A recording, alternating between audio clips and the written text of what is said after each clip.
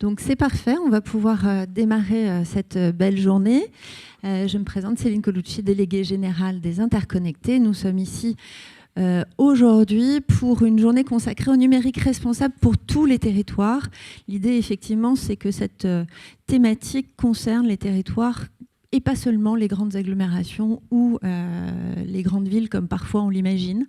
Et on est très heureux, vraiment très heureux d'être aujourd'hui à la communauté de communes Marais-Nadour-Côte-Sud pour cette journée qui va illustrer par l'exemple comment aussi des communautés de communes dans l'ensemble du territoire font avancer ces sujets. Et pour lancer cette journée, je suis heureuse de passer tout de suite la parole pour le mot d'introduction à Madame Frédérique Charpenel, vice-présidente en charge du développement territorial, des mobilités et du numérique de la communauté de communes Marais-Nadour-Côte-Sud.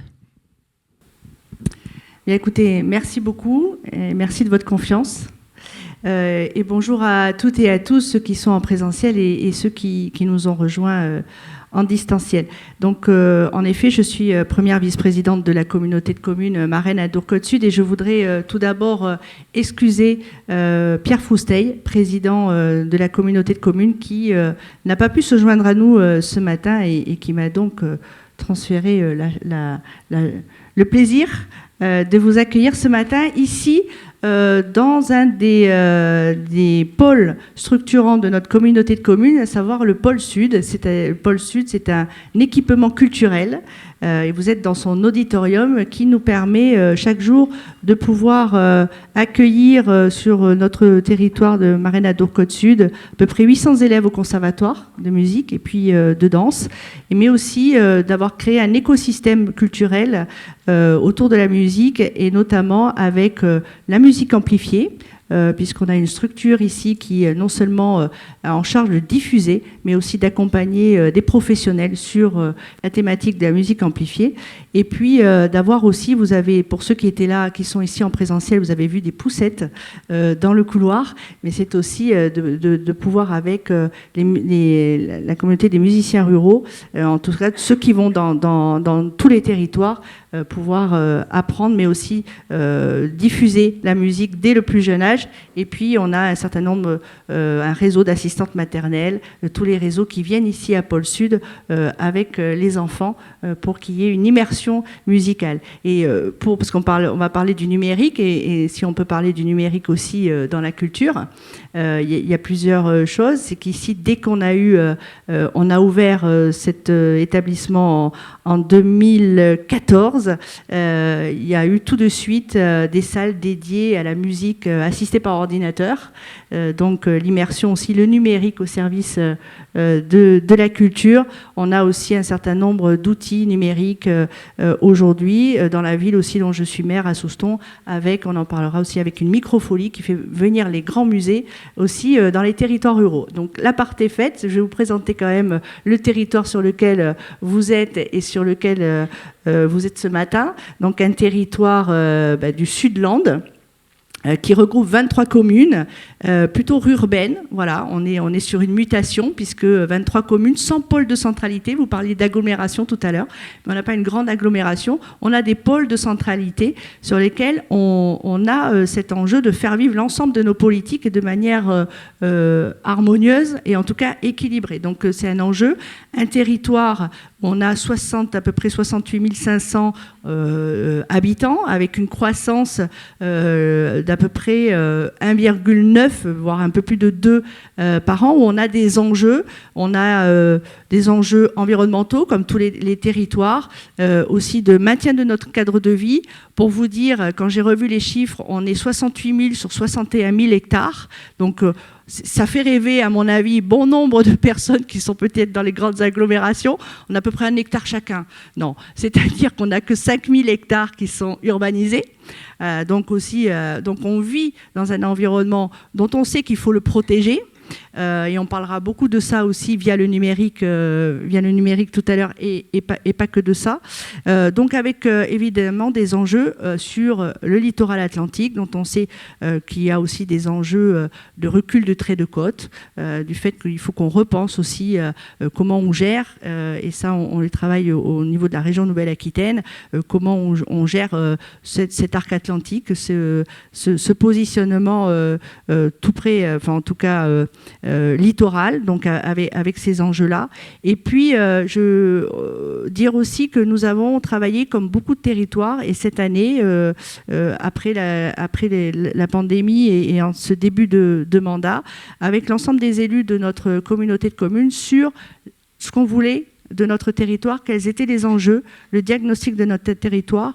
Et ce qui est apparu, c'est 4 enjeux, pour répondre aux enjeux plutôt, de savoir s'appuyer sur nos héritages, sur ce que je vous disais, sur nos héritages géographiques, économiques aussi, puisque nous sommes une communauté de communes où on a quasiment une zone d'activité par village. En tout cas, c'est ce que nous souhaitons aussi, d'avoir ce maillage économique, ce maillage culturel. Donc ça aussi, c'est un enjeu, parce que quand on n'a pas d'agglomération, il faut qu'on puisse aussi se réfléchir où est-ce qu'on met les équipements.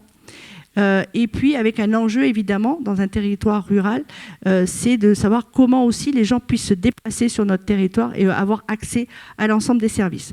Donc évidemment, on en parlera toute la matinée, respecter nos ressources et viser la sobriété. Je crois qu'on est ce mot qui n'était pas très concret jusqu'il y a 2 ans. Je crois que là, avec la crise énergétique, tout le monde prend conscience aussi que la sobriété doit être au cœur de l'ensemble de nos politiques. Répondre aux besoins des habitants, c'est ce que je disais, et territoire rural, c'est aussi un défi de la proximité, de la complémentarité aussi sur nos différents pôles, et puis développer les synergies innovantes et durable afin de s'engager vers la neutralité carbone. Et je crois que là aussi, ça sera un sujet. Et on voit bien que le numérique n'est pas quelque chose d'à part, et c'est ce que je dirais aussi peut-être à la première table ronde, d'à part dans nos politiques, mais doit servir nos politiques. Et il faut s'interroger de la manière dont on met en œuvre le numérique pour l'ensemble de nos politiques et l'ensemble des habitants. Voilà moi pour l'introduction, pour vous présenter un petit peu où vous êtes, et encore vous redire le plaisir qu'on a de vous accueillir, les interconnectés qui avaient été donc déployés par les communautés de France pour justement permettre à tous nos territoires de pouvoir s'engager sur le numérique. Je regarde ici le sénateur Éric Kerrouche qui va nous rejoindre. Il a été vice-président au numérique. Il a commencé comme ça, ou à la culture, les deux. Voilà. Donc ici à la communauté de communes. Et puis dès, je crois, tu me disais 2006, quand tu étais vice-président au numérique, s'est attaché à se dire déjà sur nos territoires ruraux, il fallait pas qu'on laisse passer le train du très haut débit. On n'avait pas encore, c'était pas encore structuré. On ne savait pas si l'ensemble des territoires allait pouvoir être raccroché à ce très haut débit. Donc il y a eu l'initiative des départs, parce qu'on avait aussi des zones d'activité, des majors, et notamment de l'industrie du surf, qui avaient besoin aussi de transférer des données très loin. Et on avait ce besoin. Donc il y a eu la création d'une DSP, de Max THD, qui a pu mettre en place le maillage de l'ensemble de nos zones d'activité en très haut débit, en amont aujourd'hui de tout le déploiement de la fibre, et qui nous a permis de pouvoir attendre. Je crois qu'il y a une forte attente aujourd'hui sur la fibre, et de pouvoir avoir ce maillage dès 2008, et avec aussi un déploiement. Je vois ici que nous avons aussi l'inspecteur académique qui est là, déploiement aussi de savoir comment le numérique peut accompagner nos politiques éducatives. Donc on en reparlera, mais la mise en œuvre de tablettes numériques au service de l'éducation dès le CE2, ça aussi, ça a été un grand marqueur. Ça a été aussi le fait de mettre des tablettes numériques pour l'ensemble des élus, de notre communauté de communes, mais des élus de l'ensemble des communes, pour qu'on puisse aussi dématérialiser, mais on voit bien avec le recul que se pose la question aussi du matériel, et je crois que ça va être aussi l'objet de la table ronde de cet après-midi. Écoutez, voilà ce que je pouvais dire en introduction, et bonne journée à toutes et à tous.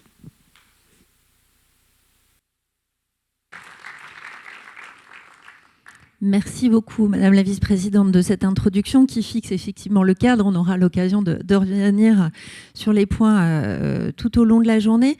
Peut-être quelques mots rapidement pour rappeler simplement qui sont les interconnectés et les raisons de notre présence ici. Vous remercier en premier lieu pour votre accueil, et puis j'en profite aussi pour remercier l'ensemble des équipes qui nous ont accompagnés dans la construction de cette journée. Équipe extrêmement motivée et tout à fait moteur tout au long de la journée. Et puis nos partenaires qui permettent aussi à ces journées d'exister, d'Intercommunalité de France, France Urbaine, qui sont les associations fondatrices, vous les avez citées tout à l'heure, la Banque des Territoires, Sinbird, Streamfis qui est à la technique ici, qui permet d'être à plusieurs endroits en même temps, et Orange qui nous accompagne sur l'ensemble de ces journées. Alors oui, vous l'avez dit, nous sommes vraiment nés en 2009 de la volonté de deux associations d'élus qui représentent l'intercommunalité française et les grandes villes, donc Intercommunalité de France et France Urbaine. L'idée, c'est de travailler ensemble à mettre le numérique au service des politiques publiques. C'est vraiment ça, l'état d'esprit qui est le nôtre. Et donc, on essaye, à travers nos actions, de pouvoir faire passer les bons messages et de pouvoir aussi faire remonter les besoins des territoires au plus haut niveau. Donc, les bonnes pratiques, s'inspirer des bonnes pratiques, c'est la clé de départ, puisque c'est un savoir-faire qui est mouvant, on le sait, le numérique, ça change tout le temps. Donc, pour pouvoir avancer, on a besoin aussi de s'enrichir de ce que font les autres, de l'expertise. Et c'est le rôle des événements. Donc, on a un forum national par an qui a lieu au mois de mars, et notez d'ores et déjà les 15 et 16 mars, nous serons à Toulouse et vous êtes évidemment tous les bienvenus. Et puis, 9 étapes en région, comme aujourd'hui, qui nous permettent vraiment de co-construire, ça je tiens vraiment à le préciser, ces journées avec le territoire d'accueil, l'idée étant vraiment de recueillir vos sujets, vos préoccupations, vos retours d'expérience pour les transférer également aux autres. Ensuite, on a un programme de travail qui est le territoire prod, qui s'adresse plutôt aux agents de manière toujours collective pour accompagner dans le quotidien les personnes qui sont en charge de l'inclusion numérique, qui sont en charge du numérique responsable, qui sont en charge de la transformation des métiers, tout ce qui est monté en compétences des agents, la data et la dématérialisation. C'est les 5 thématiques de cette année. Ça évolue effectivement au fil du temps. Et enfin, la commission numérique qui, elle, est l'instance de travail des élus, donc qu'ils soient vice-présidents, présidents, maires ou conseillers, qui, ensemble, à l'échelle du territoire, de manière transpartisane, réfléchissent justement à ces enjeux du numérique sur les collectivités et qui sont aussi vos représentants ensuite auprès de l'État, notamment dans les différentes instances de concertation quand elles existent. Et on sait par exemple que va s'ouvrir une nouvelle phase de concertation sur la stratégie d'inclusion numérique du territoire national, et ça va être un moment de travail collectif pour pouvoir effectivement faire entendre la parole des territoires également. Voilà un petit peu. Et puis, vous découvrez là rapidement les étapes de l'Interco-Tour qui nous permettent effectivement un joli Tour de France et avec des thématiques assez variées. Donc, on est vraiment très heureux. Et à chaque fois, c'est en présentiel et en distanciel, de manière à ce que tous ceux qui sont intéressés par une thématique, même si ce n'est pas leur territoire régional, puissent la suivre. Et aussi, le point important, avoir un replay disponible pour que vous puissiez ensuite le revoir et ne pas hésiter aussi à transmettre aux collègues. On sait qu'un certain nombre de collectivités font ça. Il y a l'éclaireur qui vient regarder. Quand c'est intéressant, il passe le replay dans les services pour pouvoir faire passer la bonne parole. Donc on est vraiment hyper content quand ça se passe comme ça. Rapidement, le label Territoire Innovant, les inscriptions sont encore ouvertes jusqu'à la fin du mois de novembre. Là, l'idée, c'est de recueillir vos bonnes pratiques, vos projets, pour pouvoir, encore une fois, les diffuser. Et je tiens à dire que Max est lauréat 2 fois du label Territoire Innovant. Et la dernière fois, c'était l'année dernière. Donc, n'hésitez pas à suivre l'exemple de la communauté de communes. Alors, pour ce matin, on va démarrer sur cette plénière qui va nous permettre de faire le point stratégique sur les enjeux du numérique responsable pour les territoires, pourquoi c'est important et de quoi on parle. On aura un temps de déjeuner pour échanger suite à nos échanges. Et puis cet après-midi, on va rentrer plus dans le détail de comment on fait concrètement, parce qu'on sait qu'il y a beaucoup d'attentes dans les territoires. C'est un projet qui est nouveau, c'est des thématiques qui sont émergentes. Donc l'idée aussi, c'est de vous donner un maximum d'informations. Une première table ronde sur le matériel, puisque ça représente 80% de l'impact en moyenne. Donc c'est hyper important, on va comprendre pourquoi et quels sont les leviers d'action qu'on peut mettre en place. La deuxième table ronde fera un tour d'outils et de bonnes pratiques qu'on a pu identifier aux différents échelons, l'infrastructure, la formation, aussi l'utilisation des logiciels, le choix des logiciels. Donc, essayez vraiment de vous donner des bonnes pratiques issues du territoire. Et puis, une dernière table ronde sur un sujet extrêmement important qui est la montée en compétence, la sensibilisation du public.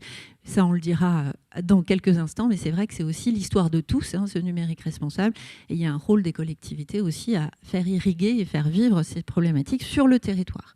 Donc voilà un peu pour le programme. On se met un point d'honneur à finir à 17h pour que vous puissiez être libre en ce vendredi à un horaire tout à fait décent. Voilà pour le programme.